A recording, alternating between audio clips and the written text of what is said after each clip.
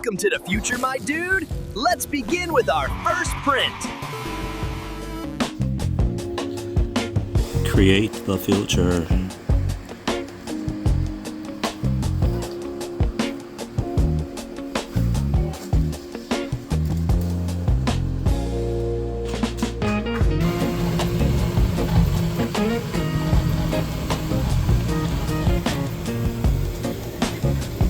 Test print time.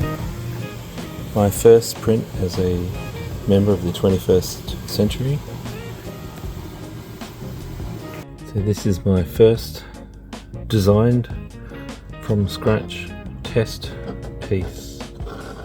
Just a thin-walled box to suit my measurements for that. I don't even need that, but let's see if it fits. It's got some stringy bits in it. Not that this channel is going to turn into a 3D printing channel, but look at that. Didn't want any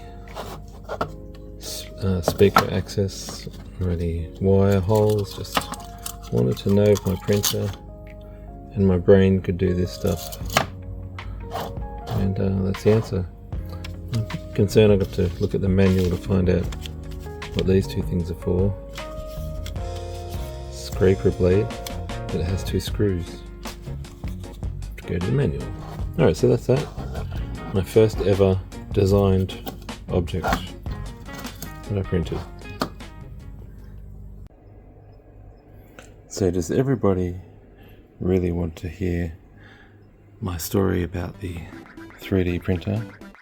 Oh, please tell us. Yes, do tell. I'm a bit late to the party as I've always been using scavenged parts or building things the normal way with, you know, MDF and perspex, that sort of stuff. So I thought I'd try and do a test print of a speaker pod. So I estimated the volume of this pod here for these 2 drivers and made a flatter version, which was my goal. So this one's yay high, which is the height of one of these. And so far the measurement part, it's not too stressful. Like, you can check and recheck, print things again. That's not the issue. The issue I have is my initiation into the world of knowing about things. Like, you think, you know, print a 3D box.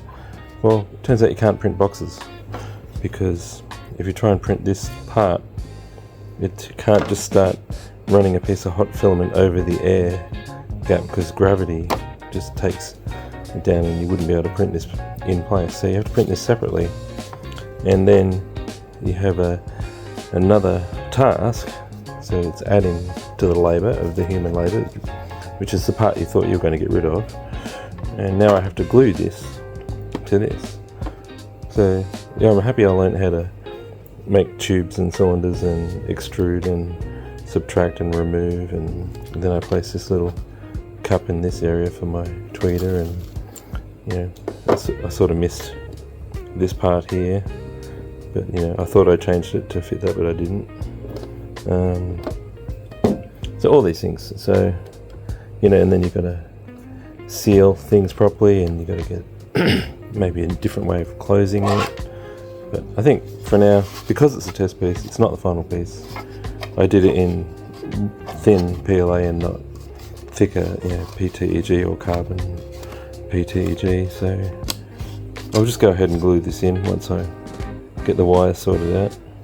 Got a couple of braces, not too many.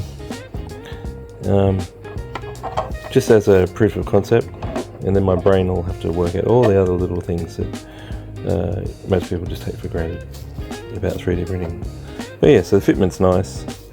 I can test fit this where it's going in the footwells, maybe under carpet or under grill in one specific instance, and I can try that like that. I was thinking of making the 4 driver version in a similar size box, or a bit bigger.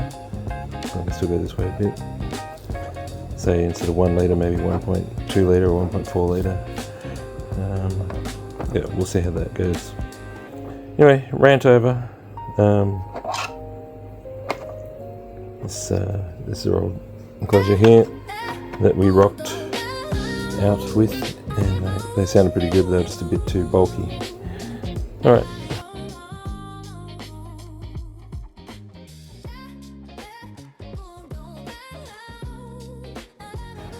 So after my little whinge fest, here we are. Still got one clamp on it. I stuck some super glue, soldered the wires in.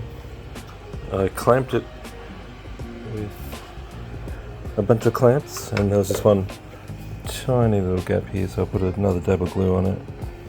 But yeah, it looks kind of the beans at the moment. And like I said, it's just the thin PLA test version for now. Got my little daisy chain here of what do you call them, XTCs. Lovely. Game over, dude. 3D filament error. Restart?